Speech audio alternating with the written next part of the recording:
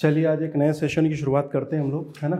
और मुझे उम्मीद है कि इस साल की मुख्य परीक्षा में ये सेशन आपके लिए काफ़ी महत्वपूर्ण होने वाला है। काफ़ी का मतलब ये समझिए कि बहुत महत्वपूर्ण होगा, क्योंकि अब तक ऐसा प्रयास हुआ नहीं है जिस तरह का प्रयास अब मैं करने वाला हूँ। पिछले साल मुख्य परीक्षा में आरंभिक स्तर पर थोड़ी सी कोशिशें मैंने ज़रूर की थी इस संदर्भ में, पर उतना सफलता वाला मामला था नहीं। पर इस बार पूरा फोकस्ड होके ओरिएंटेड होके ये काम कर रहा हूँ मैं।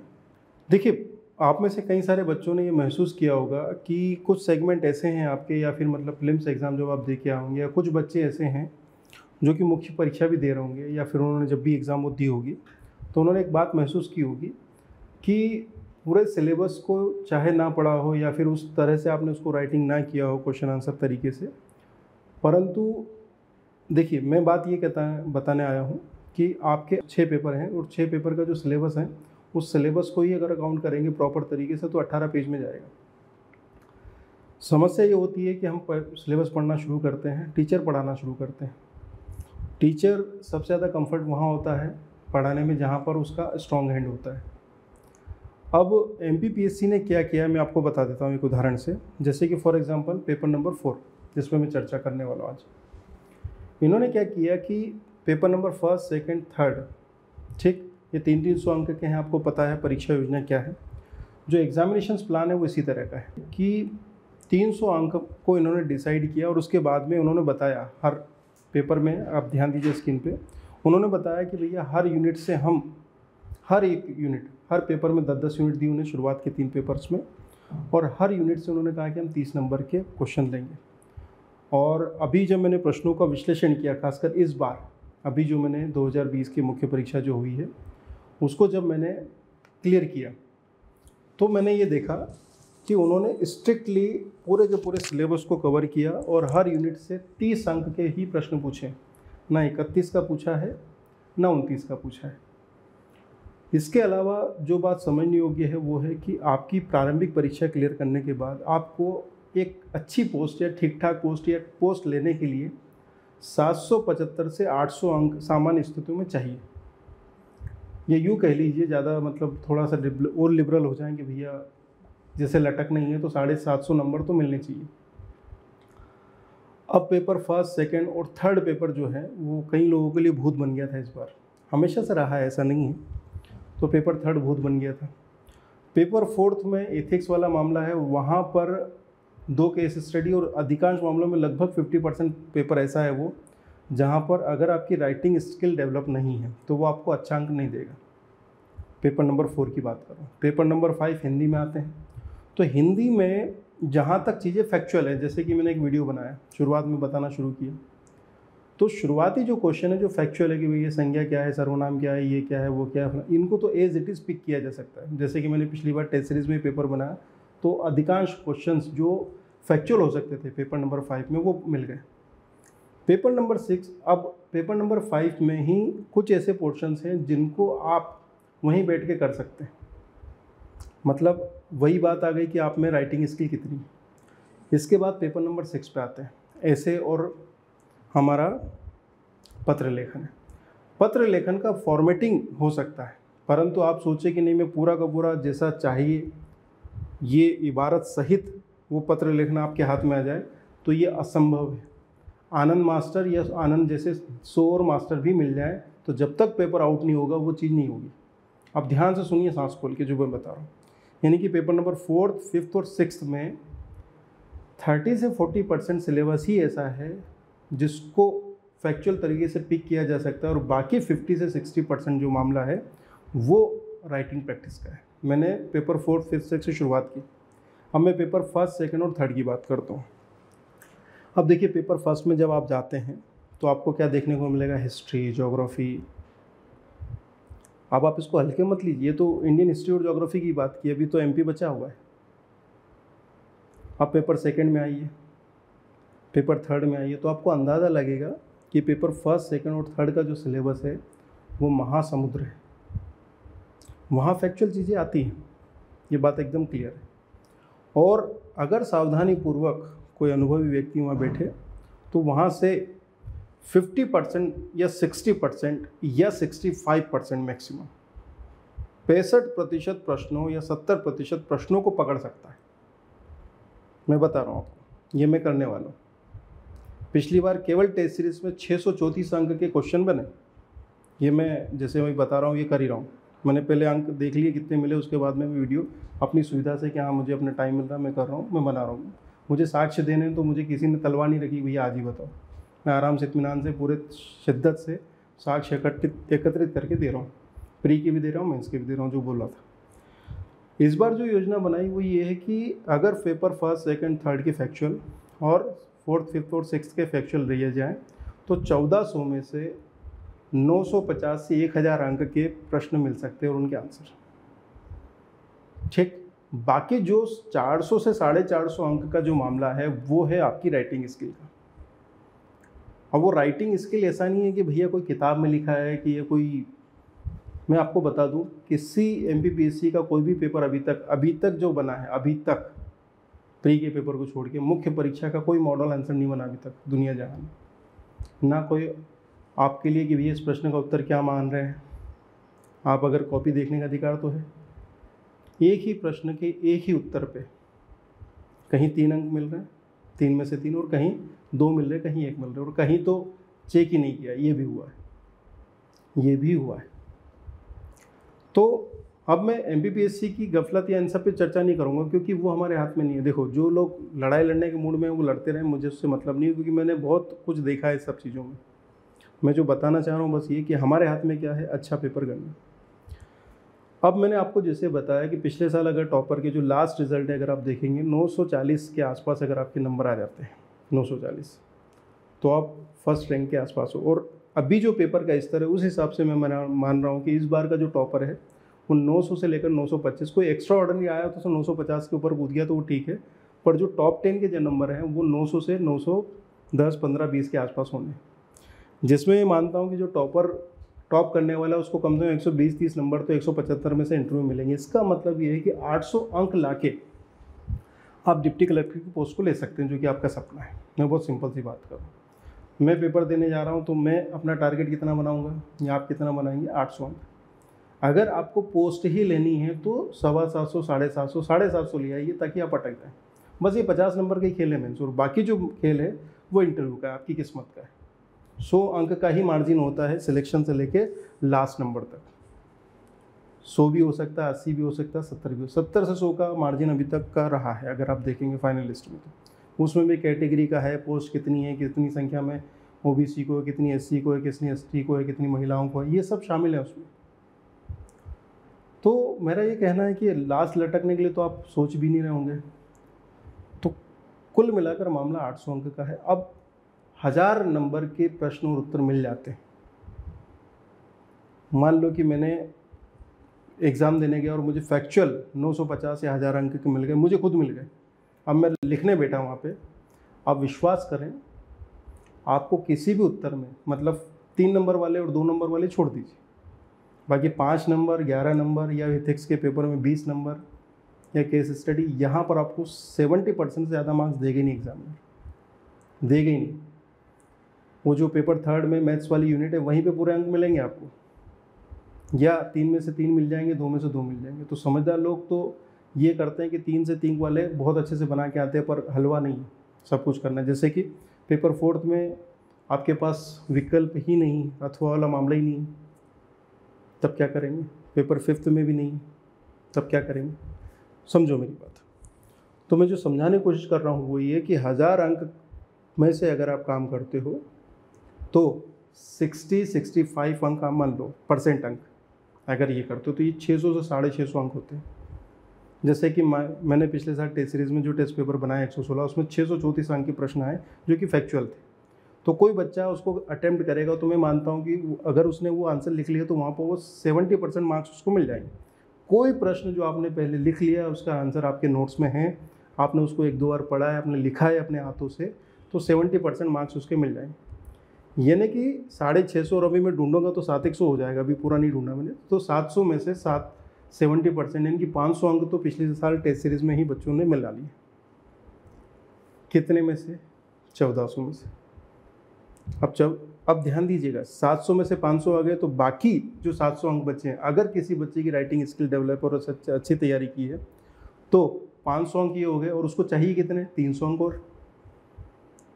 तो अगर क्वेश्चन आंसर मिल गए और उससे आपने 500 अंक बना दिए, 700 में से 500, अब ध्यान दीजिए, उसी तरह से अगर 1000 में से आप 650 या 700 अंक बना देते हैं, 650 अंक बना देते तो बाकी बचे 400। और अगर कोई बच्चा 4 महीने तक, जैसा कि मेरा कहना है, 10,000 पेजेस लिख लेता है बैठ के, तो वो बाकी 400 में से 250 अंक लाएगा, ये तय है। तो 250 अंक वो है। और अगर आपके इधर 600 650 अंक है, 650 700 भी मैं बोलता हूँ कि कुछ बच्चे 1000 में से 700 भी ला सकते हैं, 70% औसत निकाल दे तो मैंने कोशिश की है कि एक क्वेश्चन आंसर सेशन रखा जाए। मतलब सेशन क्या, पूरा का पूरा सिलेबस रखा है। उसका कारण मैं एक ही बता देता हूँ, उसका कारण बहुत सिंपल है, मैं आपके साथ बैठ के मेंस लिखने वाला हूँ। इसलिए जहाँ मैं पहले खड़े होकर मेंस पढ़ा रहा था, अब मैंने टेबल कुर्सी लगा ली, जैसे कि आप देख रहे होंगे सेटअप नया है। तो सेटअप नया होने का कारण यही है कि मैं 5000 पेजेस की तैयारी आप लोगों के साथ करूँगा। आज जो मैंने काम किया है, मैंने अपनी राइटिंग की शुरुआत कर दी मेंस की, आप लोग भी कर दीजिए। अब योजना क्या है, योजना ये है, देखो ये बात हो गई क्लियर।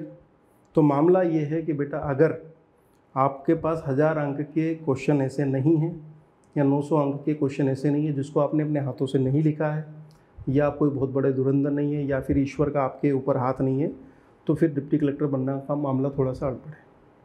बस सिंपल सी बात कह रहा हूँ ये। अभी कैसे करना है, इसके कई रास्ते हो सकते हैं।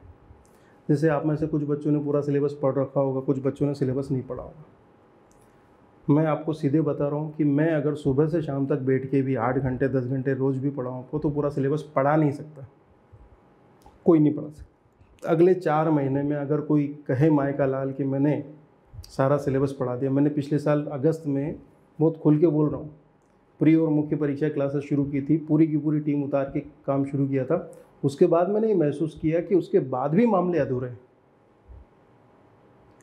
ये तो भला हो कि मैं पेपर्स बना रहा, जैसे कि ज्योग्राफी वाला सेगमेंट ये था वो था, तो वहाँ पर मैंने पेपर बनाया और ज्योग्राफी के सारे सब्जेक्ट आ गए।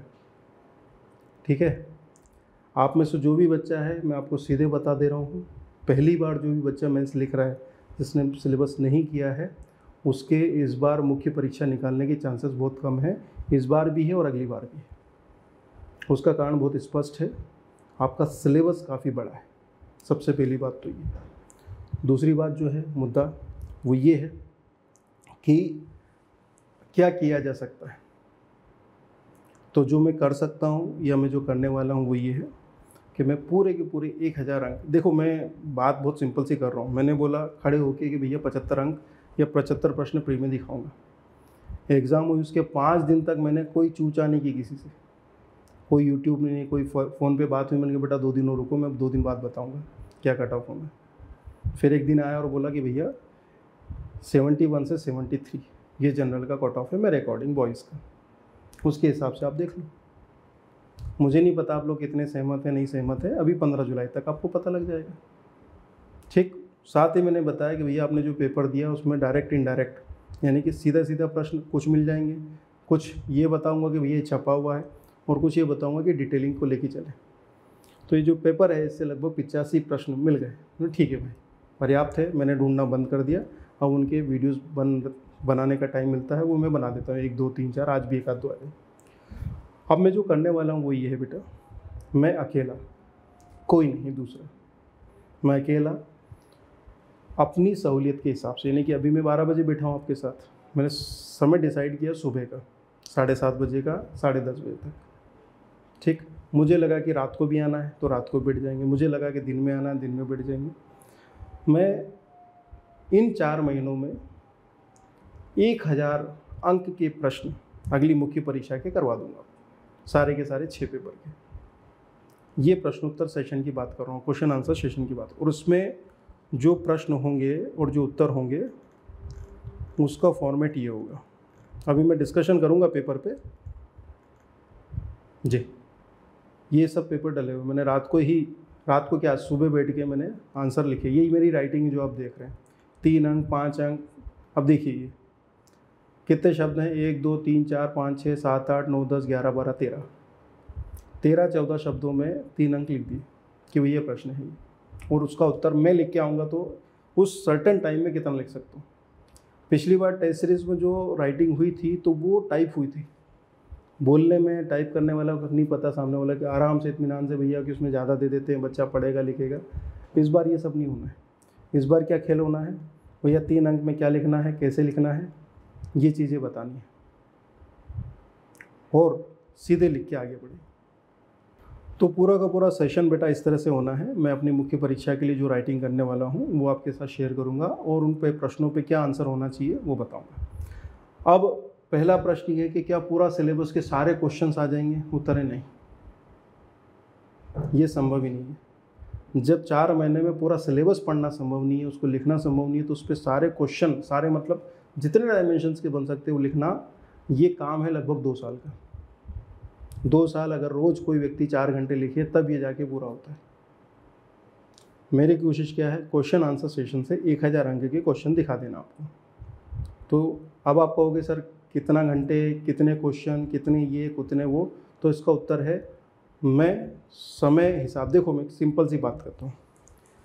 कल मैंने एक मुख्य परीक्षा का पेपर डाला, पिछली बार के 116 पेपर थे, 116 पेपर बनाए, उसमें से 634 अंक के आ गए।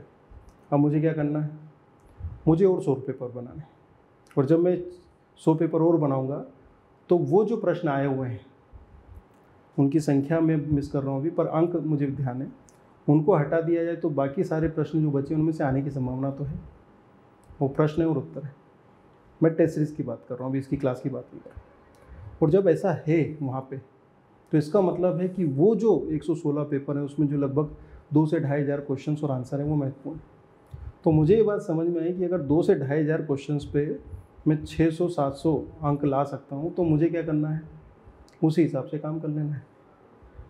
ठीक है, तो मुझे ये बात समझ में आ गई कि 4-5 हज़ार क्वेश्चन अगर मैं सॉल्व करवा देता हूँ, लिख देता हूँ, क्योंकि मेरी योजना कम से कम 5 से 10 हज़ार प्रश्न लिखने की, 5000 कम से कम, मैक्सिमम 10, आइडियल स्थिति में 10,000। आप में से कोई भी 10,000 क्वेश्चन बना के लिख लेगा तो उसे किसी की भी ज़रूरत नहीं है। बस आपको ये पता होना चाहिए लिखना क्या है, प्रश्न क्या है और लिखना कैसे। ठीक है, अब चूँकि मैं इसी फील्ड में बाल झड़ा लिया हूँ तो मेरे लिए थोड़ा सा काम आसान हो गया है लिखना, और अब अगर लिख रहा हूँ तो काम और भी आसान है। तो मेरा ऐसा अंदाज़ा है कि भैया 1000 अंक के क्वेश्चंस इस सेशन में हो जाएंगे। ठीक है, अब आप में से कुछ बच्चे ऐसे होंगे कि साहब हमने तो सिलेबस नहीं पढ़ा, ये नहीं पढ़ा, वो नहीं पढ़ा, तो मुझको अब जो बातें हैं जो बच्चे सुन रहे हैं वो सुन लीजिए। नंबर 1, पिछले साल मुख्य परीक्षा की क्लास हमने शुरू की थी, उसमें से अधिकांश मामलों में मुझे छोड़ के बाकी सारे टीचर्स का सिलेबस हो गया है, केवल एक ज्योग्राफी वाला, एक सोशियोलॉजी वाला और एक पब्लिक एड। सोशियोलॉजी पब्लिक तो मैं खुद ही पढ़ाने वाला हूँ, ज्योग्राफी बचा है वो मुझे करवाना है। मैंने कहा था कि मैं ज्योग्राफी कराऊंगा। प्री में मैं नहीं पढ़ा पाया था तो मैंने क्वेश्चन पेपर बनाए, 8-10 मतलब 400-500 क्वेश्चन बनाएंगे और उसी से सारा ज्योग्राफी के क्वेश्चन आ गए थे। एक भी क्वेश्चन नहीं है ज्योग्राफी का जो उन क्वेश्चन से बाहर है। ठीक है, तो मैंने 10 पेपर बना के ज्योग्राफी की पूरी डिमांड को फुलफ़िल कर दिया था कि भैया एक बार फिर से आएगा। तो जो भी हो गया है आपका सिलेबस वो वीडियो फॉर्म में उपलब्ध है, उसका मैटर उपलब्ध है, वो मैं दोबारा नहीं कराऊंगा। उस जैसे कि फॉर एग्जांपल अभी मैं बुद्ध के विचारों पर क्वेश्चन आंसर सेशन लेने वाला हूँ। मैं बुद्ध के विचार पढ़ा चुका हूँ पिछली मेंस की क्लास में, जितने विचारक मैंने पढ़ा दिए उससे आगे मैं पढ़ाऊँगा एथिक्स को। ठीक, जो भी बच्चे एडमिशन्स लेंगे उनसे हम जो मेंस की क्लास का पैसा लेंगे वो वीडियो क्लास कर लेंगे कि भैया आपको वीडियो फॉर्म में मैटर मिलेगा, वीडियोज़ मिलेंगे, आप उसको सुनिए, पढ़िए और आपको नोट्स मिल जाएंगे, उससे आप अपने नोट्स बनाइए, आगे बढ़िए। ये हो गया क्लास। दूसरा है क्वेश्चन आंसर सेशन, तो वो इधर मिले। अब मैं क्वेश्चन आंसर सेशन कैसे कराऊंगा ये समझ लीजिए। जैसे कि आज मैं बैठ गया तो कल ही आपके लिए बुद्ध डलवा दिए गए थे, मैटर डलवा दिए गए थे कि भैया बुद्ध देख लो, मैटर देख लो, और ये करने के बाद आप यहाँ आ जाओ। इसमें चेंजेस अब क्या होंगे, 1-2 दिन बाद, 1-2 दिन बाद ये होंगे कि पहले से ज़्यादा मैटर डाल दिया जाएगा और क्वेश्चंस आपको दे दिए जाएंगे कि पहले आप देख लो, वीडियोज़ देखो, क्लासेस पूरी देखो, मैटर पूरा पढ़ो, उसके बाद में ये क्वेश्चंस हैं, इन क्वेश्चंस को लिखने की कोशिश करो। ना भी करो कोई दिक्कत नहीं, सोचो की पॉइंट्स बनाओ कि क्या क्या हो सकता है, लिखने की कोशिश करो प्राइमरी स्तर पे। उसके बाद मेरे पास आओ, जब उस सेशन पे क्वेश्चन आंसर सेशन होगा मैं बताऊंगा कि इस टॉपिक पे ये पे आज, जैसे आज पता है कि बुद्ध पे अपने को, बुद्ध एज अ थिंकर हमें बात करनी है, उसके हम क्वेश्चन आंसर्स लेंगे। अब ये बुद्ध आपके पास पहले है। अब आगे क्या होगा, अगर आपको लिखना भी शुरुआत में, मान लो ना लिख पाए आप तो कीवर्ड्स बनाइए धीरे धीरे। जैसे वैसा होता है ना कि हम पुशअप्स लगाना शुरू करते हैं तो पहले हमारा कोच कहता कि ठीक है भैया पूरा पुशअप नहीं लग रहा है तो घुटने टेक के लगा लो, घुटने टेक के नहीं लगा पा रहे हो तो दीवार के सहारे लगा लो, फिर धीरे धीरे पुशअप लगाना सीख जाओगे, फिर संख्या बढ़ाना, बस ऐसे ही काम होगा। मैं यहाँ पे आपको जब भी क्वेश्चंस बताऊंगा तो सीधी बात करूंगा कि ये प्रश्न इसकी डिमांड क्या है और उसको कैसे लिखा जा सकता है, दैट्स इट। और ये मैंने इस तरह से लिखा है। इसमें से हो सकता है आप में से कुछ लोग बहुत समझदार हो या मुझसे भी ज़्यादा ज्ञानी हो, मैं तो बहुत छोटा व्यक्ति हूँ, तो वहाँ पे मैं ये कहूँगा कि जो मुझे ठीक लगता है वो मैंने लिखा है। इसके अलावा आप स्वतंत्र हो, जो मैं दे सकता हूँ मैं दे रहा हूँ। इसके अलावा पूरा मार्केट, पूरा बाज़ार, पूरे टीचर, सब कुछ खुले हैं। आप में से अधिकांश बच्चे जो करने वाले मैं बता देता हूँ कि जहाँ जहाँ जो आपको ठीक लगता है आप उस चीज़ को लेते हैं, उसको कलेक्ट करते हैं, फिर उसको एग्जामिनेशन तक लेके जाते हैं। ठीक, मैंने ये काम कई सालों तक किया। शुरुआत में आप भी अभी भी देखेंगे ना तो मेरे घर में आधा जो घर भरा हुआ केवल किताबों से ही भरा हुआ है। आपके पास कोई ऐसा नोट्स नहीं होगा जो मेरे पास नहीं है, और मैं अधिकांश को देखता हूँ कि कचरे ही है। तो जब तक मैंने अपनी वाइफ को कल ही बोला कि भैया ये, उसने लिखना शुरू कर दिया, मैंने कि भैया ये देखो लिखना शुरू कर, जो भी आपके साथ हो रहा है उससे पहले मैं घर करके देख रहा हूँ। तो मैंने कहा ये लिख लिया ना, अब वहाँ देख लेना, उसके बाद में इसकी फाइलिंग शुरू करना। 6 फाइल तैयार कराऊंगा मैं उसकी, लिखो आगे बढ़ो। मेरी भी 6 फाइलें तैयार होंगी। एग्ज़ाम के दिन वो फाइल उठेगी, उसको कई बार उसको मैंने लिखा है, उसको मैं कई बार रिवाइज़ कर चुका हूँ, तो केवल पलटूंगा, चाय की सुटकी मारूंगा और जाके मेंस का एग्ज़ाम दे के आ जाऊँगा 6 दिन। वैसा ही आपको भी करना है। तो आप कुछ भी करो, आखिरी में इतनी मोटी फाइल में अगर आप वो चीज़ें ले आते हो तो काम है, अदरवाइज़ आप आखिरी समय परेशान होगे कि क्या करना है। ठीक है, तो 1 जुलाई से जो मेंस का सिलेबस बचा है उस पर मैं सबसे पहली प्रायोरिटी पे क्लास लेने वाला हूँ। नंबर 1, मेंस की क्लास के पैरेलल ही क्वेश्चन आंसर सेशन रहेगा, ये अलग रहेगा। मैं क्लास अलग लूँगा और क्वेश्चन आंसर सेशन अलग लूँगा, ये दोनों अलग अलग चीज़ें हैं, दोनों अलग अलग तरीके से व्यवहार में लाएगी। क्वेश्चन आंसर सेशंस में जो हो चुका है और जो लाइव चल रहा है उन दोनों के क्वेश्चन शामिल रहेंगे। बहुत ऑब्वियस है कि ये चीज़ें रहेंगी। अब भी ध्यान दीजिएगा, अभी आपकी सुविधा के लिए मैंने वीडियो डाले हैं। जो क्वेश्चन आंसर सेशन वाले बच्चे उनको केवल अगला टॉपिक बताया जाएगा कि बेटा इस टॉपिक पे आपको बात होनी है, इस बात को ध्यान दीजिएगा। जो बच्चे मेंस की क्लास में हैं उनको वीडियोस, लाइव क्लासेस और उसके बाद में क्वेश्चन आंसर सेशन मिलेगा। यहाँ तक क्लियर हो गया। अब जो चीज़ें मैं नहीं दूंगा आपको या नहीं करूँगा वो क्या क्या है। नंबर 1, मैं आप में से किसी की भी कॉपी फिजिकल फॉर्म में चेक नहीं कर सकता। नंबर 2 बात, मैं आप में से किसी को भी कोई भी मैटर, कोई भी कि सर ये है मेरी तबीयत ठीक नहीं है आप मुझे इसको दे दीजिए हार्ड कॉपी में, उत्तर है नहीं। ये मेरे नोट्स हैं, मैं किसी के साथ, ये केवल आपको सॉफ्ट कॉपी में इसलिए दे रहा हूँ कि आप इसको सामने रख के अपने नोट्स बना सकते हैं, अपने उत्तर लिख सकते हैं। मैं क्रम बता देता हूँ आप लोगों को क्या करवाने वाला हूँ, ध्यान दीजिएगा। मैं आपको पेपर 4 से शुरू कराऊंगा, तो मैं विचारक लेके चलूँगा और इधर जो एथिक्स की जो बेसिक फिलॉसफीज़ हैं वहाँ से शुरू करूँगा। एक्चुअली मैं पहले आपको तैयार करूँगा, उसके बाद इस पेपर को खेलना सिखाऊंगा कि इस पेपर के साथ कैसे खेलना है। हिंदी में मैं आपको सीधे बोलूँगा कि बेटा ये चीज़ें हैं, अभी रटना शुरू करो, ये क्वेश्चन से आने। जो फैक्चुअल है उसमें 90%, हिंदी के पेपर में 90% मैं आपको दे दूँगा, इसकी चिंता ही मत करो। इस बार भी किया, अगली बार भी कर दूँगा। ऐसे के पेपर में हम लोग करेंगे प्रैक्टिस बेटा, ठीक है। मैं कम से कम 50 ऐसे खुद लिख कर आपके सामने बताऊँगा कि आपको कैसे लिखना है। तो जो पेपर नंबर 6 है उसमें पत्र को छोड़ दिया जाए, पत्र भी प्रैक्टिस का ही मामला है क्योंकि उसमें बहुत गलतियाँ होती हैं। तो वो पेपर नंबर 4, 5th और 6th प्रैक्टिस ही है, वहाँ पर फैक्चुअल चीज़ें केवल 30% ही मार्क्स है। उस 500 अंक में ध्यान दीजिए, पेपर नंबर 4th, 5th और 6th में जो 500 अंक हैं उसमें से 150 अंक ही आपके फैक्चुअल है। बाकी के जो अंक हैं 350, उसमें तो आपको अपनी मेहनत से कबाड़ने पड़ेंगे, वो प्रैक्टिस से आएंगे, वो मैं करूँगा। इसलिए मेरी पहली प्रायोरिटी पे पेपर नंबर 4th, 5th और 6th यहाँ से शुरू कर रहा हूँ, ठीक। देखिए आज हम चर्चा करेंगे पेपर नंबर 4 पे। पेपर नंबर 4 जो बच्चे नहीं जानते, सिलेबस हाथ में लेके रहिए, उसकी तो हार्ड कॉपी रख ही लीजिए आप लोग प्रिंट आउट निकाल के। और उसमें विचारक हैं, जैसे कि पेपर नंबर 4 आप देख पा रहे हो बोर्ड पे, तो इसमें जो पहली यूनिट है वो है विचारक, दार्शनिक या समाज सुधारक, जिसके अंतर्गत ध्यान दीजिएगा इसमें जो नाम है ये मैं आपको बता देता हूँ। ये जो नाम है ये लगभग 17 है, जिसमें सुकरात, प्लेटो, अरस्तु, ये जो 3 नाम हैं ये एंशिएंट ग्रीक दार्शनिकों के हैं। ये बेसिकली फिलोसफर है। जैसे उसमें क्या लिखा है, दार्शनिक, विचारक, समाज सुधारक।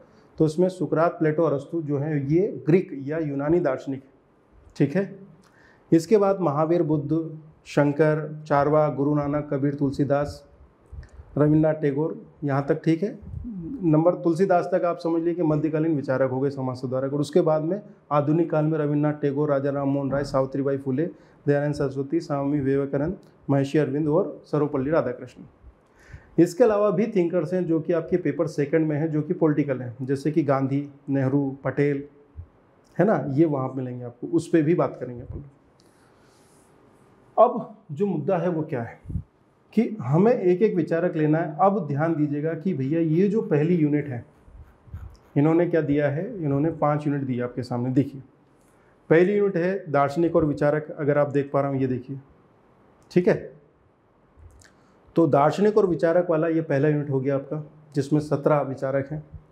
अब इसके बाद में योजना देखिएगा, इन्होंने क्या बताया है, इसमें 4 यूनिट देखिए। फर्स्ट यूनिट, दूसरी यूनिट है मनोवृत्ति वाली, ठीक। दूसरी यूनिट मनोवृत्ति हो गई। तीसरी है मानवीय आवश्यकताओं और अभिप्रेरणा, ये हो गई तीसरी यूनिट। इसके बाद में चौथी यूनिट है जो कि पब्लिक एड से जुड़ी हुई है, वो है भ्रष्टाचार। इन 4 यूनिट पे ध्यान दीजिएगा, इन 4 यूनिट पे ये क्या बता रहे हैं कि भैया हर यूनिट पे हम आपसे 5 अति लघु उत्तरीय प्रश्न पूछेंगे जो कि 2-2 अंक होंगे, यानी कि हर यूनिट पे 10 अंक जो है वो 2 अंक के होंगे, बाकी जगह 3 अंक हैं, यहाँ पर 2 अंक हैं।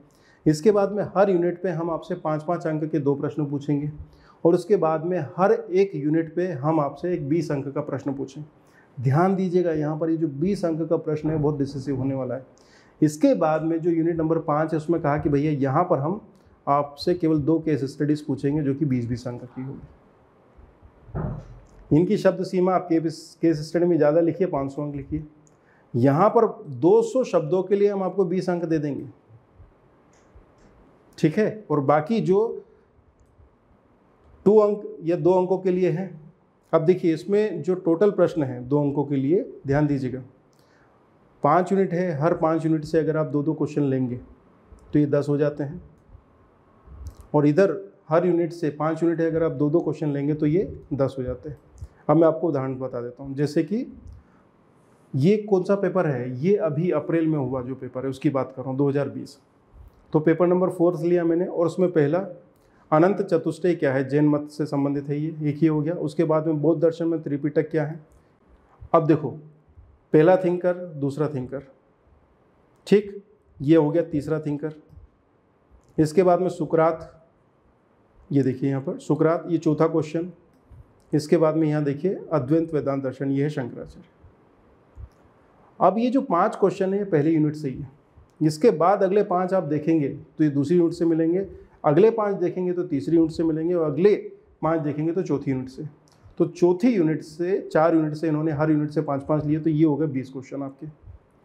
यानी कि आपको जो 20 क्वेश्चन मिलने हैं, अब इसमें अगर आप गौर करेंगे तो एक भी अथवा नहीं है, यानी कि हर एक प्रश्न आपके लिए कंपलसरी है। इसका मतलब है कि 17 थिंकर्स पढ़ के आपको 3 मार्कर 2 अंक की प्रश्न आपको यहाँ मिलेंगे। फिर अगली यूनिट पढ़ के आपको 2 अंक। अब यहाँ पर क्या करना है, गेस करना है कि देखो यहाँ आसान क्यों हो जाता है कि भैया अभी बौद्ध पे पूछा था तो अगले साल होने की संभावना क्या है, और इनमें फैक्चुअल चीज़ें काफ़ी कम होती, लिमिटेड होती। जैसे फॉर एग्जांपल अगर आपने आधुनिक भारतीय इतिहास को ठीक से पढ़ा है तो जो आधुनिक थिंकर है जिनकी संख्या 7 है, ठीक, 7 ये हैं। और उसके अलावा एंशिएंट और मिडाइवल इंडियन हिस्ट्री से बात करें तो शंकर कबीर से अगर शुरू कर दें या बुद्ध से शुरू करें, बुद्ध से लेकर तुलसीदास तक अगर बात कर लें तो 7 ये हो जाते हैं, और 3 वो ग्रीक यूनानी है। तो जो 3 ग्रीक हैं या 3 यूनानी हैं उन पर फैक्चुअल चीज़ें बहुत लिमिटेड है, और इन पर भी जो आ सकता है। तो यहाँ अनुमान लगाना काफ़ी ठीक है, और कहीं कहीं कॉन्सेप्चुअल क्वेश्चन भी है। तो 20 में से 15 आप पिक कर सकते हैं बहुत आराम से, ये मैं आपको बता रहा हूँ। तो 15 दूनी 30, यहाँ पे 2 के 2 अंक मिलना आसान है। तो जो अच्छे व्यक्ति हैं, जो मतलब ये समझ लीजिए कि जो उनकी अच्छी तैयारी है, वो 30 अंक यहाँ से उठाते हैं। अब आगे बढ़िएगा। अब हर यूनिट से 4 यूनिट हैं, ध्यान दीजिएगा। 5वीं यूनिट तो क्या है अपनी एथिक्स की है। तो 5वीं अब जो 4 यूनिट है यहाँ पर आपको 2-2 क्वेश्चन मिलेंगे 5-5 अंक के। देखिए अरस्तु के आकार एवं द्रव्य के सिद्धांत की विवेचना कीजिए। दूसरा है बुद्ध के अष्टांगिक मार्ग की व्याख्या कीजिए। थिंकर्स वाले पेपर यूनिट से, पहले यूनिट से 2.1 और 2.2 आ गए। अब ये कितने अंक के हो गए भैया? 5-5 अंक के, तो 10 अंक यहाँ हो गए। फिर अगला यूनिट से 2, फिर अगली 2 यूनिट से 2, ठीक, तो ये 8 हो गए यहाँ पे। तो 8 पंजे 40 अंक के प्रश्न यहाँ हो गए। अब इसके बाद में जो ध्यान देने की वाली, अब जो बात मैं आपको बताना चाह रहा हूँ कि मान लीजिए कि आपने थिंकर्स लिए और आपने ठीक से पढ़े, तो 30 अंक उधर उठाए आपने, और यहाँ पर अगर आपने यूनिट्स को कवर किया तो यहाँ पर भी 70% क्वेश्चंस आराम से बनते हैं, 70% मार्क्स लेके आ सकते हैं, ठीक है। इसमें जो 8 हैं, 8 में से हो सकता है कि एक आध आपके हाथ से फिसल जाए, ये 4 में से एक आध फिसल जाए, पर ऐसा होने नहीं देना है, बिल्कुल भी नहीं होने देना, ये खतरनाक है। इसके बाद यूनिट नंबर 4 में जब आते हैं, अब मज़ेदार बात है कि ये 4 क्वेश्चन नंबर 3, इसमें 20-20 अंक के हैं। जैसे कि शंकर के जगत प्रपंच का विवेचन कीजिए। शंकराचार्य ने जो जगत को मिथ्या बताया है, ब्रह्म सत्यम जगत मिथ्या, जो मैं बताता रहता हूँ, अहम ब्रह्मास्मि वाला जो कॉन्सेप्ट है, वहाँ से जब उठाते हैं तो शंकराचार्य पे उन्होंने 20 अंक का पूछ लिया। अब अगर आप इस कॉन्सेप्ट को समझते हैं और एलोबरेट करके लिख देते हैं तो आपको 12 अंक मिलेंगे, 12 से 13 अंक मिलेंगे, इससे ज़्यादा नहीं मिलेंगे, ठीक है। 14 मिल सकते हैं। अगर आप भगवान ही उतार लाए तो फिर वो अलग बात है। फिर इसके बाद मनोवृत्तियों का निर्माण कैसे होता है, अभिवृत्ति या मनोवृत्ति परिवर्तन के हाइडर और फेस्टिंगसर के सिद्धांतों को समझाइए। अब यहाँ पर 10 अंक और 10 अंक, एक ही क्वेश्चन के 2 पार्ट हो गए, 10-10 अंक के लिए मान लीजिए, तो यहाँ आसान हो गया अंक लेना। तो यहाँ अगर आप पहले पार्ट में अच्छा करते हैं तो 10 में से मान लीजिए कि 7 आपने इधर कवर कर लिए, और अगर हाइडर और फेस्टिंगर को आप जानते हो, लिख देते हैं, तो 7 अंक ही हो गए, तो यहाँ आपको 14 मिल जाएंगे।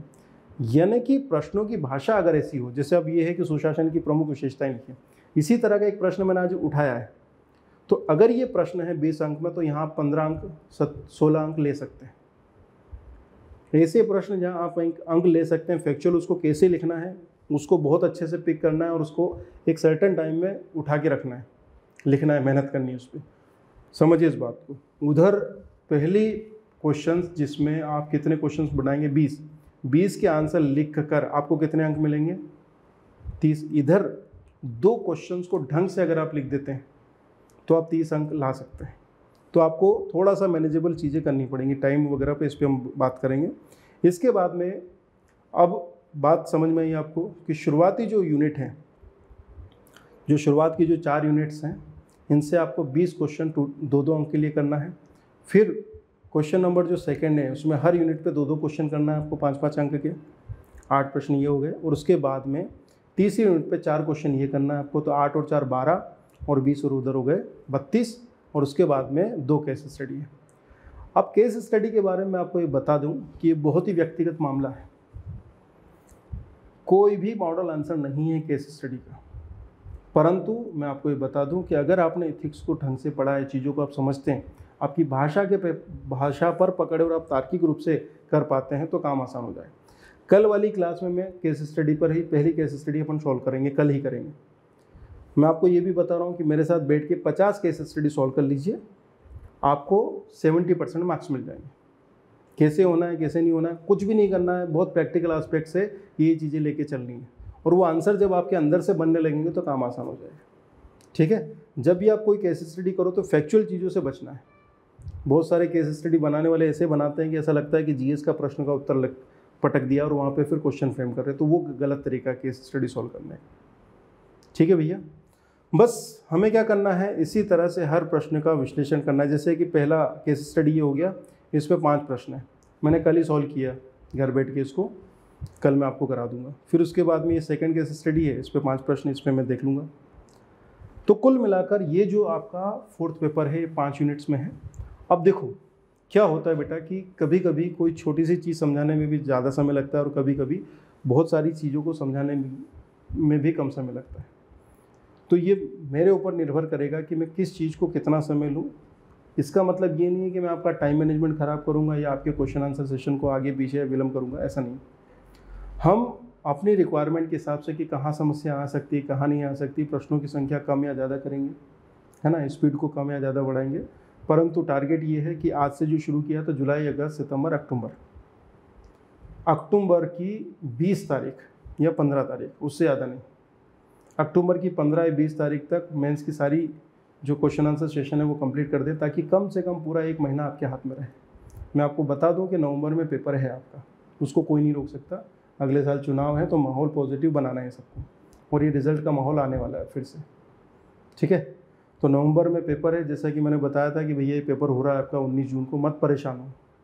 दिन भर कोई ये वीडियो बना रहा है, कोई वो वीडियो बना रहा है कि सर ऐसा हो जाएगा। मैंने कहा भैया मैं बात करने नहीं आया, मैं केवल ये बात करने आया हूँ कि भैया ये कर लो, इससे प्रश्न बनेंगे प्रीलिम्स में। अब मैं बात करने आया हूँ कि भैया ये कर लो, नवंबर में लिख सकते हो तो लिख लो, ठीक है। अब जो चीज़ें 2-3 हैं वो क्या नहीं करनी है आपको समझ लीजिए। नंबर 1, पढ़ने से या रटने से मेंस नहीं निकलेगी।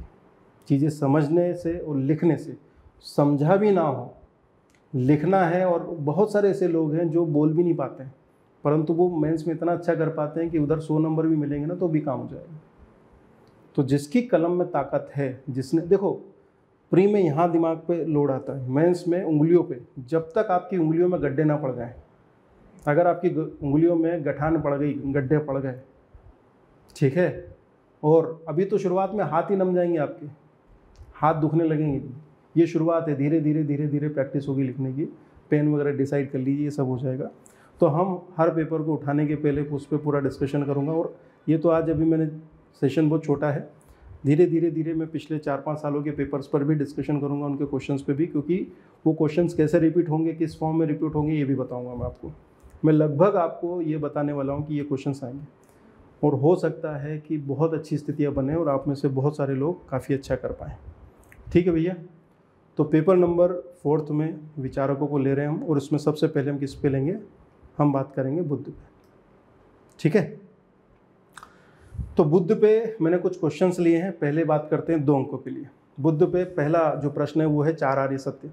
अब देखो, अगर यही लिख के आ गया कि 4 आर्य, ये आया हुआ प्रश्न है 3 अंक में, 4 आर्य सत्य आ जाए तो उसमें क्या करना है, सीधे सीधे लिख दो भाई। क्या लिखना है, सर्वम दुखम, सब कुछ दुखमय है। देखो, बुद्ध ने अपने जीवन के या अपने विचारों को बहुत सिंपल तरीके से प्रस्तुत किया। मान लीजिए कि 4 आर्य सत्य आ जाए तो उसको कैसे जल्दी निपटाना, 2 अंक कैसे लेना है, कुछ नहीं करना है, 4 आर्य सत्य लिख दो। या ये भी लिखने की आवश्यकता नहीं कि 4 आर्य सत्य लिखो, आप कुछ मत करो। नंबर 1 सर्वम दुखम, नंबर 2 दुख समुदय, नंबर 3 दुख निरोध, और नंबर 4 दुख निरोध गामिनी प्रतिपदा। कोई भूमिका बनाने की आवश्यकता नहीं है, कोई सेंटेंस फॉर्मेशन की पूरी ज़रूरत नहीं है आपको, ठीक है। आप इतना लिख दीजिए। बुद्ध ने 4 आर्य सत्य बताए। आर्य का मतलब होता है श्रेष्ठ। ये सारी थ्योरी क्लास में बता चुका हूँ। जैसे आप ये बताएंगे तो आपके अंक पक्के हुए हैं, ठीक। दूसरा जो क्वेश्चन है वो है प्रतीत्य समुत्पाद का सिद्धांत, ठीक। अगर आपने बुद्ध की फिलॉसफी पढ़ी, वीडियोस में देखी है, तो आपको पता है कि बुद्ध जो है वो प्रतीत्य समुत्पाद की बात कर रहे हैं। देखो, सबसे पहली बात तो बुद्ध ने पहला आर्य सत्य बताया कि भैया सर्वम दुखम, सब कुछ दुखमय है।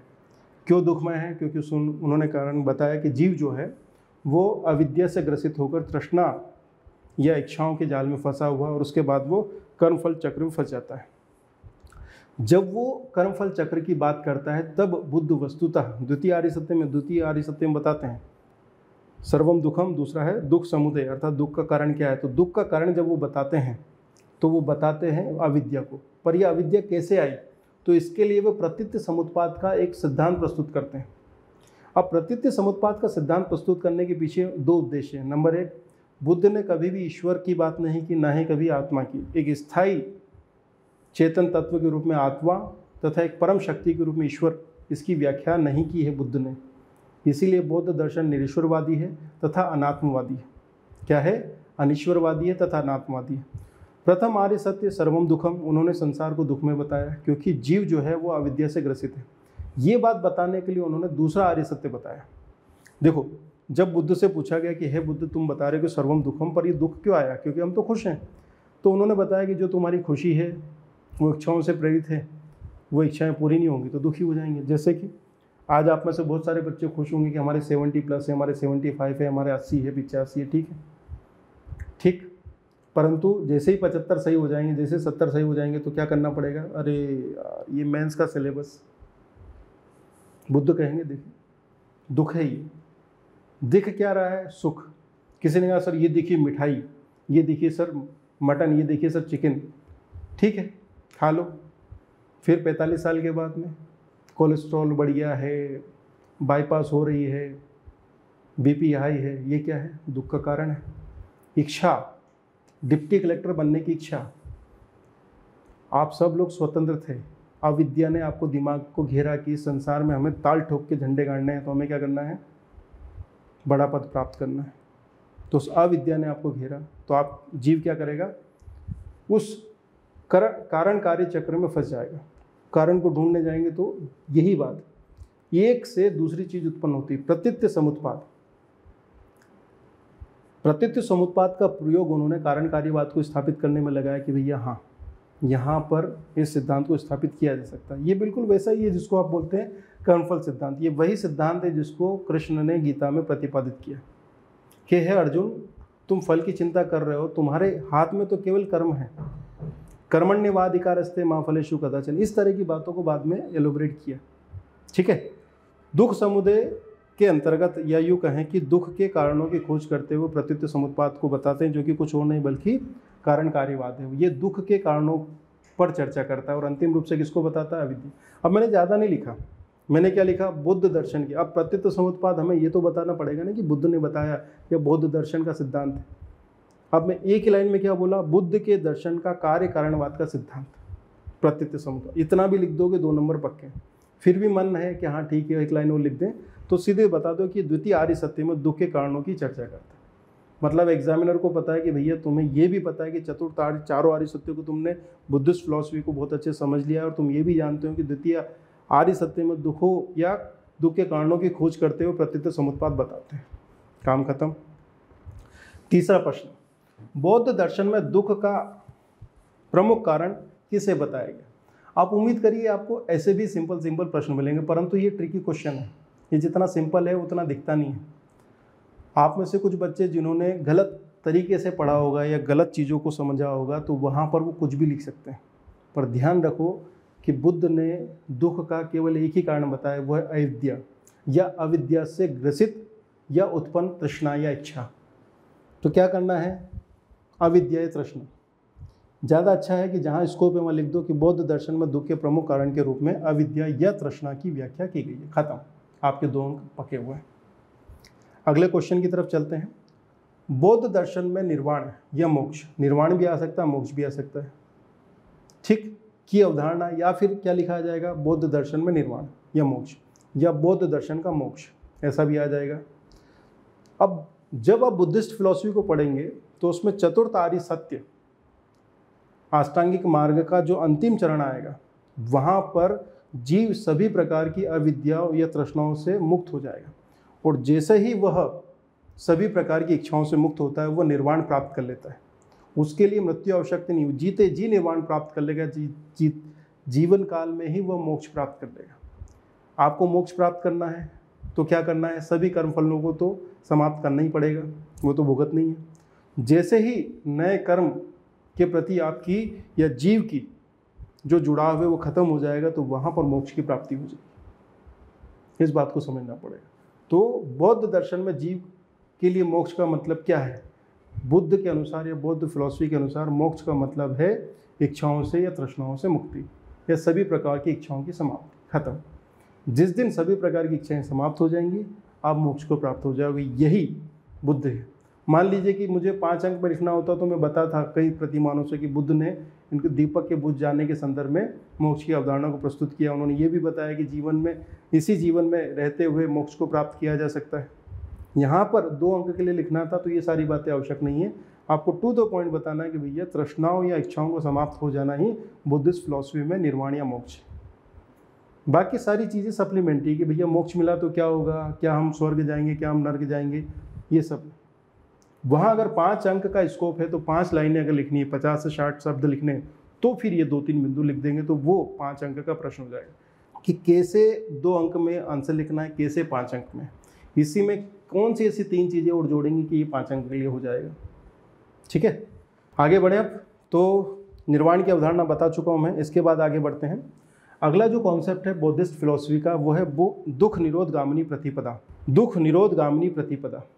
अगर आपने चतुर्थ आर्य सत्य देखा हो, चौथा आर्य सत्य, तो आपको देखने को मिलेगा कि वहाँ पर चौथे आर्य सत्य के बारे में बात हो रही है। सर्वम दुखम, दुख समुदय, दुख निरोध और दुख निरोधगामिनी प्रतिपदा। वस्तुतः यह अष्टांगिक मार्ग है। जिसमें बुद्ध दुखों को दूर करने के 8 मार्ग बता रहे हैं। That's it. मान लीजिए कि यह 5 अंक में होता तो मैं उन अष्टांगिक मार्ग के 8 मार्ग लिखता और उसका महत्व बताता। खत्म। कि 2 अंक में आपने क्या लिखा, दुख निरोधगामिनी प्रतिपदा, केवल ये बता दो चौथा आर्य सत्य और अष्टांगिक मार्ग से जुड़ा हुआ है। और चौथा आर्य सत्य अंडरस्टूड है कि भैया ये बात कर रहा है दुखों के निवारण की, उस मार्ग की बात कर रहा है जिसके माध्यम से समस्त दुखों को दूर किया जा सकता है। ये हो गया, ये 2 अंक के लिए पर्याप्त है। अब 5 अंक होता तो मैं क्या करता, यहाँ पर दूसरा पॉइंट लेता और उसमें अष्टांगिक मार्ग दिखाता। ठीक है, अष्टांगिक मार्ग की 8 मार्ग है, सम्यक संकल्प, सम्यक व्यायाम, सम्यक आजीव, फलाना ठिकाना, ये सब बताया। उसके बाद में आखिरी में अष्टांगिक मार्ग का जो अंतिम लक्ष्य है वो है अविद्या या तृष्णा की समाप्ति और निर्वाण की प्राप्ति। और उसका एक छोटा सा महत्व कि आज भी जब कहा जाता है धार्मिक संस्कारों में कि संतोष परम सुखम, तो इसका मतलब ही यही होता है कि बुद्ध बता रहे हैं कि अंतिम रूप से इच्छाओं को कंट्रोल किए बगैर हम सुख की प्राप्ति नहीं कर सकते, दुखों से दूर नहीं हो सकते। तो अष्टांगिक मार्ग, मान लीजिए कि 2 अंक के लिए अष्टांगिक मार्ग है। अब समझिए कि 2 अंक भले ही हैं, अब यह मजबूरी समझ लीजिए, ध्यान दीजिएगा। अष्टांगिक मार्ग, इसमें सम्यक दृष्टि, सम्यक संकल्प, सम्यक व्याग, सम्यक कर्मांत, सम्यक आजीविका, व्यायाम, चतुर्थ आर्य सत्य में अष्टांगिक मार्ग में ये बातें बताई गई, आपको पता है। अब 2 अंक है, आप समझिए ये बात को। आपको ये अष्टांगिक मार्ग अगर यहाँ पर है तो आपको ये लिखना पड़ेगा।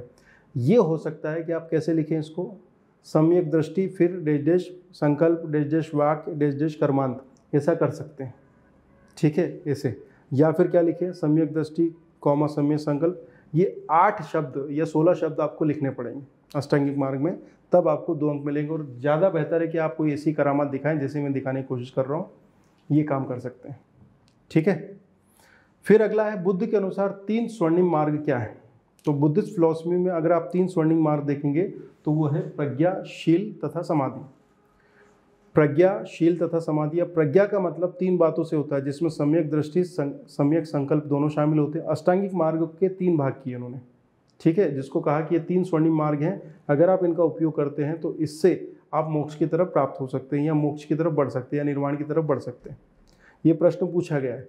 तो यहाँ पर अगर प्रज्ञा, शील तथा समाधि, ये 3 शब्द भी ले सकते हैं, जैसे कि 3 स्वर्णिम मार्ग हैं। नंबर 1 प्रज्ञा, शील और समाधि, तो भी 2 अंक पके हुए हैं। पर अगर आपके पास टाइम और याता है आपको, तो ये डेश करके अगर आप ये ऐसा भी लिख देते हैं तो काम हो जाएगा। यहाँ पे फिर रिपीट कर रहा हूँ मैं, इतना लिखने की आवश्यकता नहीं है। प्रज्ञा, शील, समाधि, प्रज्ञा, शील, समाधि, आप ये लिखिए, आपके 2 अंक पके हुए हैं। That's it. अगला बौद्ध दर्शन के त्रिरत्न।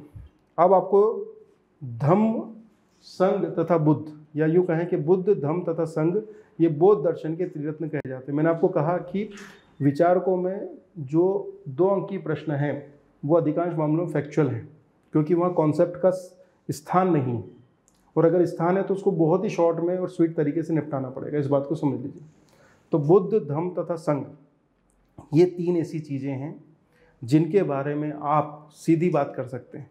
सबसे अच्छा क्या है, बौद्ध दर्शन के त्रिरत्न बुद्ध, धम्म, संघ। परंतु त्रिरत्न को कुछ किताबों में बताया गया बुद्धम शरणम गच्छामि, धम्मम शरणम गच्छामि, संघम शरणम गच्छामि, ये त्रिरत्न हो गए।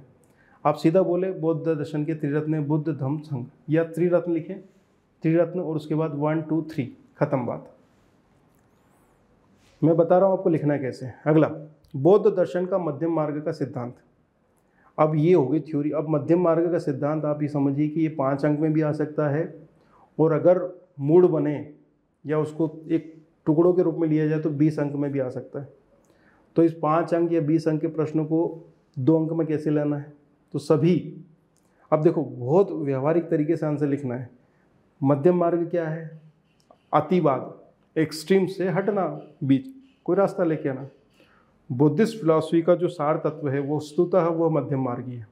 बौद्ध दर्शन सभी अतिवादी मार्गों का निषेध करता, निषेध मतलब नकारता है, निषेध कर एक संतुलित मार्ग का अनुसरण करता है, और वह इसे मध्यम मार्ग के रूप में प्रस्तुत करता है। फिर से, बौद्ध दर्शन सभी अतिवादी मार्गों का निषेध कर एक संतुलित मार्ग के अनुसरण को अपनाने की बात करता है, जिसे वह मध्यम मार्ग के रूप में प्रस्तुत करता है। That's it. अब ये तो मैंने अपनी भाषा में लिखा, जो मेरी भाषा है फिलॉसफी की थोड़ी बहुत, जो कि मैंने पेपर दिया तो वो आ जाती है।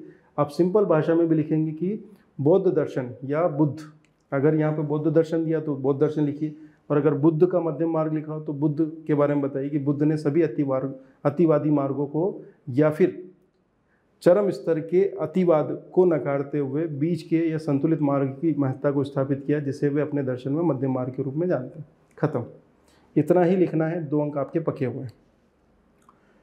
अगला, बौद्ध दर्शन का द्वादश निदान चक्र, ये की टर्म है, ये इंग्लिश में भी ऐसे ही लिखना पड़ेगा, इसका कुछ नहीं कर सकते। तो आप बताएं कि द्वितीय आर्य सत्य में दुखों के कारणों की खोज हेतु द्वादश निदान चक्र की बात की। वस्तुतः पहला आर्य सत्य सर्वम दुखम, दूसरा है दुख समुदय। और जब दुख समुदय की बात करते हैं तो प्रत्यक्ष समुत्पाद का सिद्धांत आता है, कारणकारीवाद का सिद्धांत आता है, और यहाँ पर कर्मफल सिद्धांत आता है। तो यहाँ पर 12 चक्र बताए जाते हैं जो कि वर्तमान जीवन, भूत तथा भविष्य, इन तीनों से जुड़े हुए हैं। कुल मिलाकर मामला ये है कि इन 12 चक्रों के माध्यम से या द्वादश निदान चक्र के माध्यम से वो अंतिम रूप से पहुँचते हैं अविद्या पर या तृष्णा पर, जहाँ वो बताते हैं कि भैया अविद्या तृष्णा ही है, क्या है, यही दुखों का मूल है। That's it. बात समझ में आई? तो 2 लाइनें आपको यहाँ लिखनी ही पड़ेंगी। द्वादश निदान चक्र क्या है? सबसे पहले बताइए कि ये द्वितीय आर्य सत्य से संबंधित है, जहाँ पर बुद्ध दुखों की खोज कर रहे थे, और यहाँ पर दुखों का कारण क्या बताया है? अविद्या। अगर आप ऐसा करते हैं तो काम आसान हो जाता है। तो ये अविद्या को भूलिएगा मत, ये काफ़ी काम किया आपको। अगला, बौद्ध दर्शन का क्षणिकवाद का सिद्धांत, 2 अंक के लिए अगला प्रश्न है ये जो आ सकता है। क्षणिकवाद का सिद्धांत जीव की सत्ता या अस्तित्व, देखो दोनों शब्द हैं। देखिए, क्या मैं वास्तव में हूँ? सोचिए जरा, कल रात को आप सोए थे, या हो सकता है अभी भी सो रहे हो, या कोई सपना देख रहे हो। तो अगर आप कल रात को सोए थे तो जो सपने में देखा, क्या वो वास्तविक सत्य था कि भ्रम था? ठीक है, आप कहेंगे सर तो भ्रम था, जैसे नींद खुली सपना टूटा, काम खत्म। सपने में आपने किसी सांप को पकड़ के खा लिया, सही था गलत था, या सांप ने आपको काट लिया? सपने में अगर सांप ने काट भी लिया तो टेंशन लेने की जरूरत नहीं है, क्योंकि सपना टूटा, सांप खत्म। यानी कि सत्ता वास्तव में, सांप वास्तव में था नहीं। अभी आपको या मुझे कोई सांप काट ले तो मुझे अस्पताल जाने की जरूरत है कि नहीं? अगर ज़रूरत है, इसका मतलब सांप सही में था। ठीक है, तो जीव यानी कि जीव का मतलब यहाँ आत्मा नहीं, जीव का मतलब आप और मैं। हमारा जो अस्तित्व है, बुद्ध साबित करते हैं कि ये केवल एक क्षण में है। बुद्ध भारत में पहले से विचारक रहे जिन्होंने सत्ता की व्याख्या या एग्जिस्टेंस की व्याख्या केवल एक क्षण के लिए की थी। हम हर क्षण बदल रहे हैं। वो जो गाना सुना है ना, हर घड़ी बदल रही है रूप जिंदगी, छाँव है कहीं कहीं है धूप जिंदगी, हर पल यहाँ जी भर जियो कल हो ना हो, ये जो वाला मामला है। यही बात हेराक्लाइटस ने, बुद्ध के समकालीन ही है, वो ग्रीक दार्शनिक है। तो बुद्ध बताते हैं कि भैया हम केवल एक क्षण में ही विद्यमान है, अगले क्षण हम तुरंत बदल जाते हैं। और ये सत्य है, वैज्ञानिक सत्य है कि आज कहीं हर क्षण मतलब हर एक समय, एक पॉइंट ऑफ टाइम में हम लोग चेंज हो जाते हैं। हमारे शरीर में लाखों कोशिकाएं, करोड़ों कोशिकाएं लगातार बन रही है और बिगड़ रही है, टूट रही है, बन रही है, टूट रही है, बन रही है, बस। तो यहाँ पर बुद्ध ये बताते हैं कि हमारा अस्तित्व केवल एक क्षण का है। इसका एक सामान्य अर्थ ये भी निकलता है कि अभी हम हैं, हो सकता है अगले क्षण ना हो। तो अगर आप ये अंतर्मन से स्वीकार कर लेते हैं कि हमारी सत्ता, देखिए सारे झगड़े इसलिए हैं कि भैया मैं लंबे समय तक जिंदा रहूँगा, हमारी प्लानिंग क्या है कि हम कलेक्टर बनेंगे, फिर एक बहुत बड़ा मकान बनाएंगे, और फिर बदला ले लेंगे, फिर ये कर लेंगे, वो कर लेंगे।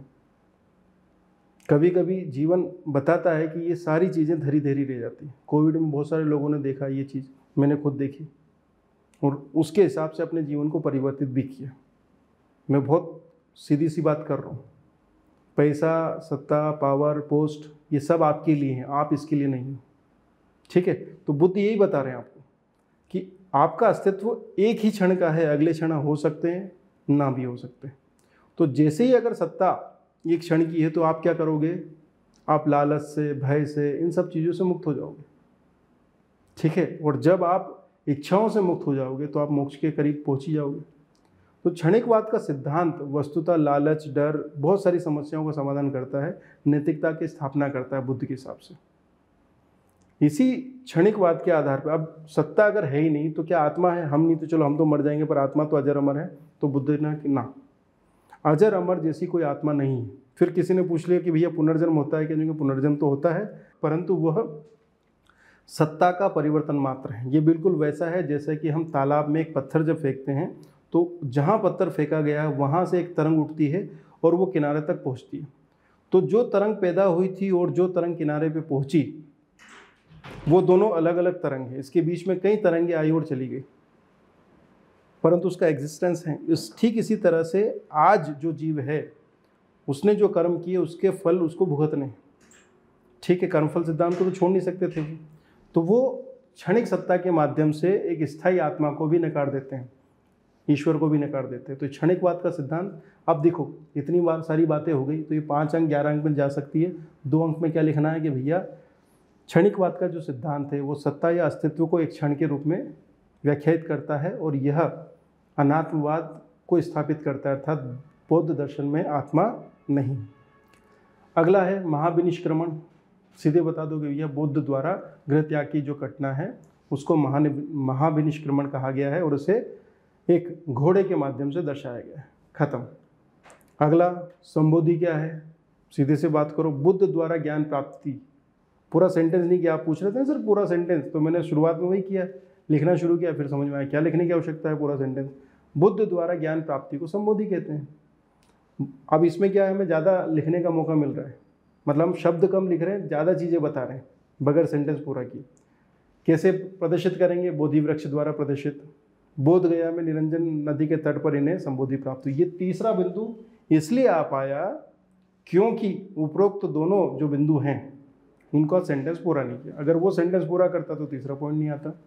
अच्छा, कुछ ज्ञानी ध्यानी लोग आपको ये बताते हुए मिलेंगे कि भैया जो लिखा है उसका उत्तर दे दो, आपको अंक मिलेंगे। ये बात सही है, परंतु हमेशा ऐसा हो ज़रूरी नहीं। जैसे फॉर एग्जांपल आपको पापा ने कहा कि बेटा ये काम कर देना, मैं तुझे एक चॉकलेट दूंगा, आपने वो काम कर दिया।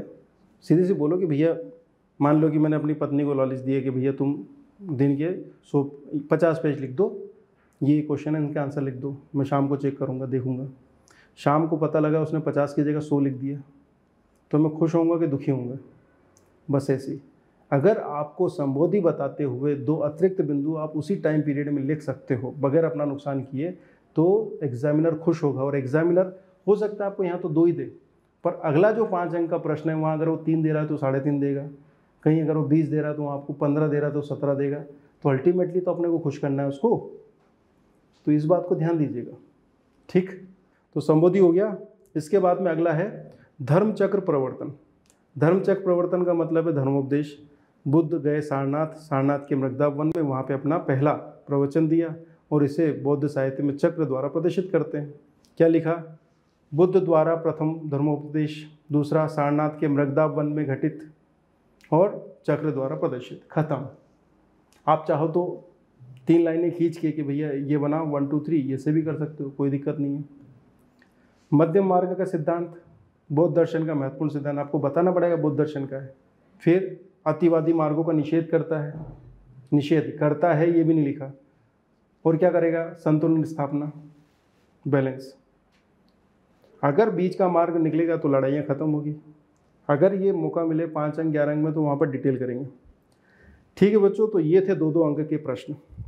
अब हम चलेंगे 5 अंक की प्रश्न के लिए।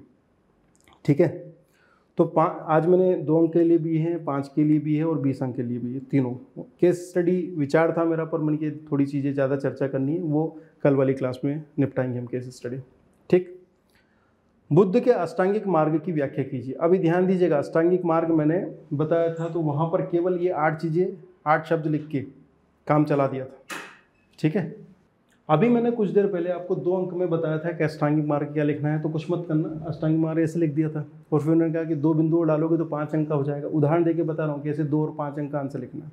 तो 5 अंक में मान लो कि अष्टांगिक मार्ग आ गया, लिख दिया सामने, तो कैसे बताएंगे? पहला बिंदु शुरुआत करनी पड़ेगी ऐसे ही, बुद्ध अपने चतुर्थ आर्य सत्य में दुखों के निवारण हेतु अष्टांगिक मार्ग को बताते। पहले तो बताना पड़ेगा, जैसे कि कोई लड़का आया घर पे कि भैया लड़की देखने आया, तो बताना पड़ेगा ये रामलाल जी का छोरा है जिसका नाम श्यामलाल है, ये क्या काम करता है। तो बेसिक परिचय देना पड़ेगा, ध्यान दीजिए। अच्छा, ये कान पकड़ के मत रखना, हर जगह परिचय देना पड़ेगा, यहाँ आवश्यकता है। यहाँ तो लिखा कि बुद्ध के अष्टांगिक मार्ग, मान लो कि बुद्ध ना लिखा होता तो अष्टांगिक मार्ग लिखा होता तो तब भी बताना पड़ता। फिर अष्टांगिक मार्ग क्या है, ठीक, क्या क्या चीज़ें शामिल हैं उसमें। पहला बिंदु क्या है, पहला बिंदु ही ये है कि क्या है, दूसरा उसमें क्या क्या शामिल है, ठीक। तीसरा उसके अंदर घुसेंगे हम लोग, हम कहेंगे कि बुद्ध का अष्टांगिक मार्ग जो है वो वस्तुतः मध्यम मार्ग है, क्योंकि सम्यक दृष्टि, सम्यक संकल्प, सम्यक व्याक, इसका मतलब है संतुलित, सम्यक का मतलब है संतुलित, संतुलित दृष्टिकोण, अतिवादी दृष्टिकोण नहीं होना चाहिए। मैं रोज़ 18 घंटे पढ़ाई करूँगी, मुझे पढ़नी नहीं है। बीच का रास्ता बहुत प्रैक्टिकल, 10-12 घंटे, 10 घंटे 12 घंटे मेहनत कर लो, काम हो जाए। सम्यक संकल्प, मैं कसम खाती हूँ कि अगर मैं फर्स्ट रैंक नहीं लेके आया, नहीं लेके आई, तो मैं इस दुनिया को विदा बोल दूँगी। या फिर दूसरा, अरे जीना मरना सब प्रभु के हाथ में, सिलेक्शन होना होगा तो हो ही जाएगा, क्या करना है देखेंगे, मन आया तो पढ़ेंगे। समझ में आया ना, बीच का कहीं ना कहीं संकल्प रखना पड़े। खैर, तो ये मध्यम मार्ग है, और ये मध्यम मार्ग क्या करेगा, अल्टीमेटली अविद्या को नष्ट करेगा और निर्वाण की तरफ लेके जाएगा। अब 5 अंक में मौका मिले ना, इधर एक आध लाइन बचा के तो आखिरी में लिख दो एक महत्व, वैश्विक संबंधों को मध्यम मार्ग द्वारा रोका जा सकता है। वैश्विक संघर्ष हो, संबंध बोल दिया मैंने, वैश्विक संघर्ष हो, यूक्रेन और रूस के बीच में दोनों को बैठा दो और कहो कि बीच का कोई रास्ता निकाल लो यार। आप लोग जब कलेक्टर बनोगे तो आप अधिकांश मामलों में यही काम करने वाले हो। आप लोग क्या करने वाले हो, आप बीच का रास्ता निकालोगे हर जगह, हर जगह। यही बुद्ध आपके बहुत काम आने हैं। दूसरा 5 अंकीय प्रश्न है कि बौद्ध चिंतन में प्रतीत्य समुत्पाद क्या है। प्रतीत्य समुत्पाद हमने 2 अंक में भी देखा था, ठीक है, अब हम 5 अंक में देख रहे हैं। तो प्रतीत्य समुत्पाद क्या है, वस्तुतः क्षणकवाद या क्षणभंगुरतावाद है। इस पर मैंने व्याख्या की, और इसके माध्यम से ये आत्मा और ईश्वर दोनों को नकार देगा, क्योंकि स्थायी आत्मा भी नहीं है, स्थायी ईश्वर भी नहीं है। और वस्तुतः क्या है, ये कार्य कारण सिद्धांत है, जिसके माध्यम से ये अविद्या को समाप्त करने की बात करता है। क्योंकि कारण कार्य श्रृंखला में अगर आप पहुँचेंगे तो अंतिम कहाँ पहुँचेंगे, कहाँ पहुँचेंगे, वहीं पहुँचेंगे, अविद्या पे, इच्छाओं पे। ठीक है बच्चों, ये 2 5 अंकीय प्रश्न हो गए। अब आप में से देखो, मैंने क्या किया, 5 अंक के प्रश्न वो दोनों लिए जो कि मैं 2 अंक में बता चुका हूँ। ऐसा ही होगा, इतना ही लिख पाओगे, ये भी थोड़ा ज़्यादा हो गया है। अगर आप इसमें शब्द गिनोगे तो 1 2 3 4 5 6 7 8 9 10 11 12 13 14 और 16 30 और लगभग 20, ये 50 शब्द हैं। इतना आंसर लिख पाओगे तुम लोग। ये बहुत प्रैक्टिकल तरीके से बता रहा हूँ मैं आपको, ठीक है। टेस्ट सीरीज़ के जो आंसर मिल रहे हैं वो भी थोड़े ज़्यादा हो जाएंगे, पर मैं खुद लिख रहा हूँ ना, तो उंगलियों पे तकलीफ होती है उस टाइम में, क्योंकि टाइम लगा के बैठना पड़ेगा कि इस टाइम में लिखना है। इतना ही लिख पाओगे। तो अष्टांगिक मार्ग ऐसे लिखेंगे, प्रतीत्य समुत्पाद इन 3 बिंदुओं में निपटा देंगे। कहीं मौका मिल जाए तो महत्व डाल देना, ख़त्म। अब हम 20 अंक की प्रश्न पे बात करेंगे। 20 अंक के लिए प्रश्न क्या है, बौद्ध दर्शन के प्रमुख नैतिक विचारों को स्पष्ट कीजिए। अब ध्यान दीजिएगा, हमें 20 अंक में से मैक्सिमम प्रश्न ऐसे उत्तरों से मिलेंगे जहां पर हम जितने ज़्यादा पॉइंट दिखा देंगे और उसको अंडरलाइन कर देंगे। अगर आपने गौर किया हो तो मैंने अंडरलाइन करने की तकनीक को अपनाया है। सबसे पहले तो शुरुआत तो ये करनी पड़ेगी कि भैया कोई ना कोई प्लेटफॉर्म बनाना पड़ेगा, उसके बाद 1 2 3 4 शुरू कर देना पड़ेगा। हमें क्या करना है, नैतिक सिद्धांत बताने बौद्ध दर्शन के। तो मैंने क्या बताया कि बुद्ध क्या है, एक बड़े व्यवहारिक दृष्टिकोण के विचारक हैं, और उन्होंने मानव जीवन की समस्याओं को समझा और उसके समाधान प्रस्तुत किए। कैसे किए, नंबर 1, जन्म आधारित वर्ण व्यवस्था का खंडन किया। बुद्ध के समय की जो सबसे, देखिए अगर आपने जो मैटर पढ़ा, जो वीडियोस देखे, उसमें सबसे पहला यही था कि भैया बुद्ध दर्शन कैसे विकसित हुआ, तो उसके पीछे कठोर वर्ण व्यवस्था एक प्रमुख कारण था। वेदों की जो कर्मकांड या आडंबर थे वो एक प्रमुख कारण था। लोहे का प्रयोग, नई तकनीकी और नगरीकरण जो हो रहा था, उसने बुद्ध के विचारों को महत्व प्रदान किया है, बुद्ध को बुद्ध बनाया है। इस बात को ध्यान दीजिएगा। तो जन्म आधारित वर्ण व्यवस्था की जो समस्याएं थी उन्होंने कैसे निपटाई। नंबर 1, वर्ण व्यवस्था का जो धार्मिक आधार था कि ईश्वर है, ईश्वर के मुख से ब्राह्मण निकले हैं, सब उन्हें ईश्वर ही नहीं है, ख़त्म। फिर उन्होंने कहा कि भैया जन्म आधारित ऊंच नीच नहीं चलेगी, कर्म आधारित चल सकती है, उचित कर्म करोगे तो मामला सही बनेगा, ठीक है। इसके बाद में स्त्रियों और पुरुषों को बड़ा इक्वलिटी का सम्मान दिया। अब ये कैसे पता लगा हमें, बुद्ध ने ये कहा जाता है कि भैया स्त्रियों को मना कर दिया था, बाद में आनंद पीछे पड़ा था तो फिर उन्होंने स्त्रियों को संग में आने दिया। एक्चुअली बुद्ध स्त्रियों के विरोधी नहीं थे, उनको पता था कि जो पुरुषों की कमजोरियां हैं उसके कारण संग भ्रष्ट हो सकता है और संग नष्ट हो जाएगा। इसका वास्तविक मतलब ये, ठीक है। स्त्रियां आई बहुत अच्छे से, कोई समस्या नहीं।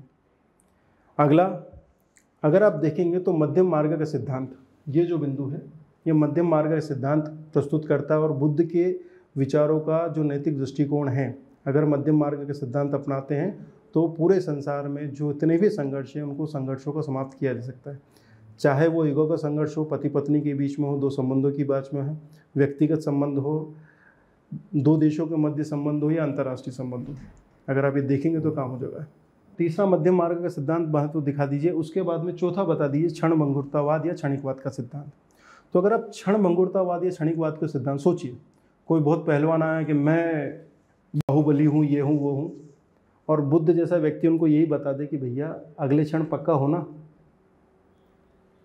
सोचिए अगर उसके दिमाग में बात बैठ जाए, आपके दिमाग में बैठ जाए, तो आप कर्म तो करेंगे। बुद्ध कभी भी कर्म से विरत नहीं करते, इस बात को समझिएगा। बुद्ध कभी भी कर्म से विरत नहीं होते। वो केवल ये बता रहे हैं कि आप सत्ता की क्षणिकता को अगर स्वीकार कर लेंगे तो आप जीवन के वास्तविक अर्थों के ज़्यादा निकट होंगे, आप गर्व अभिमान इन सब चीज़ों से परे हो जाएंगे।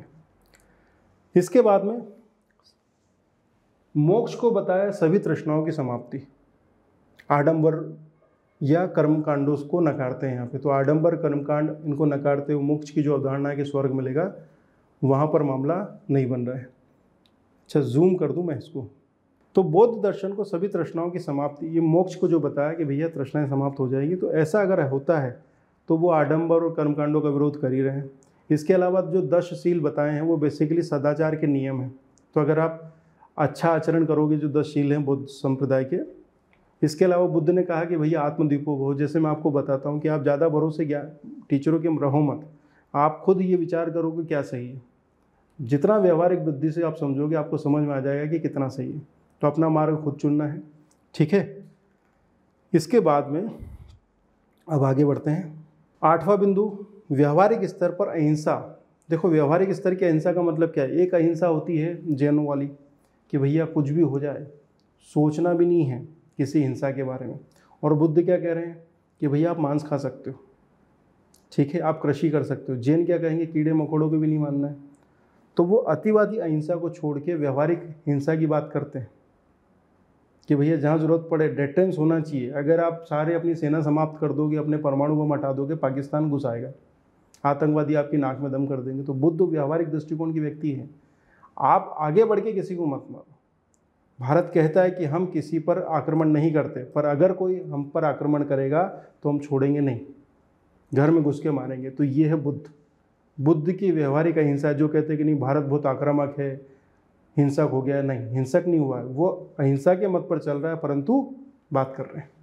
बौद्ध दर्शन व्यवहारिक इहलोक जीवन को स्थापित कर। देखो अधिकांश जो फिलोसफर है ना, वो क्या कहते हैं कि भैया स्वर्ग है, नर्क है, यहाँ पर जिहाद करो तो तुम्हें 72 हीरोई मिलेंगी। देखो समझो इस बात को, अधिकांश जो हैं वो वही करा। अधिकांश जो विचारक है वो बात की। बुद्ध एकमात्र ऐसे विचारक हैं जिसने ईश्वर लोक परलोक का नाम ही नहीं लिया।